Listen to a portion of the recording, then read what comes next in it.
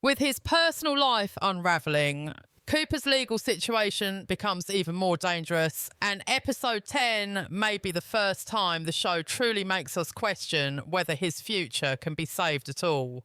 The advice to find a good lawyer is not casual, and it is not just a precaution. It signals that what happened in episode 9 will not simply disappear. Even if Cooper acted out of instinct and protection, the law does not care about intentions as much as outcomes.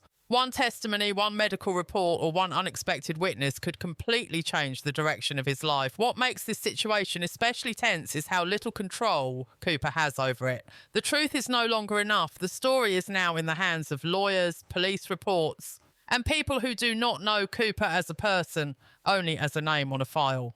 This is where Rebecca becomes incredibly important. Her involvement suggests that the case may turn into something bigger than a simple investigation. Rebecca does not step in unless she knows the stakes are high. Her support could be the only reason Cooper avoids prison, but even her help might come with a cost that Cooper does not yet understand. There is also the frightening possibility that episode 10 does not resolve this storyline at all. Instead of giving answers, the finale may choose to leave Cooper's fate unclear, forcing season 3 to open with ongoing court battles and constant uncertainty.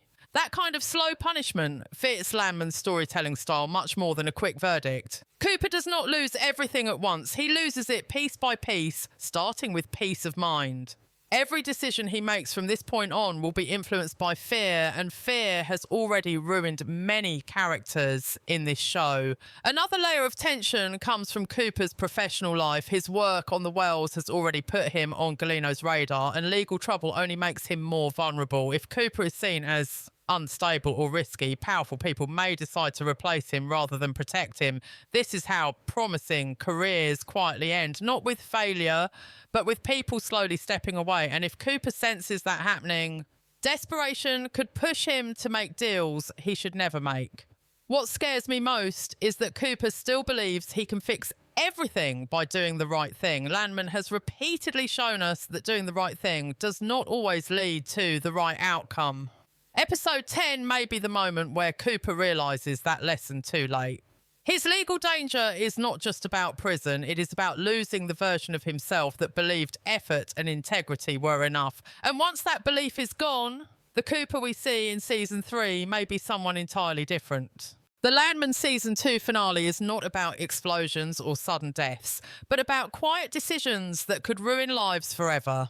Episode 10 feels like the moment where everything looks calm on the surface, but underneath, relationships are breaking, careers are collapsing, and one mistake could send the entire story in a terrifying direction. A shocking breakup, Cooper's uncertain future, Tommy's dangerous silence, and Mtex slowly losing its soul all point to one thing. This finale is setting up consequences that will hurt much more than we expect. One of the most surprising and emotionally heavy possibilities in episode 10 is a breakup that no one is truly prepared for, because it does not come from a lack of love, but from pressure, fear, and timing. Throughout season 2, relationships in Landman have not been about romance alone. They have been about survival. And in this finale, that theme reaches its peak. Cooper and Ariana's relationship is standing on extremely fragile ground. After everything they have been through, especially the trauma Ariana faced and the violent moment that followed, love is no longer enough to protect them.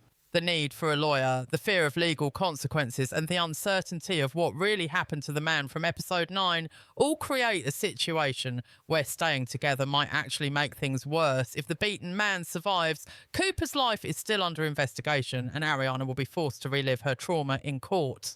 If he dies, the situation becomes even darker. In either case, Ariana may feel that being close to Cooper puts both of them in danger.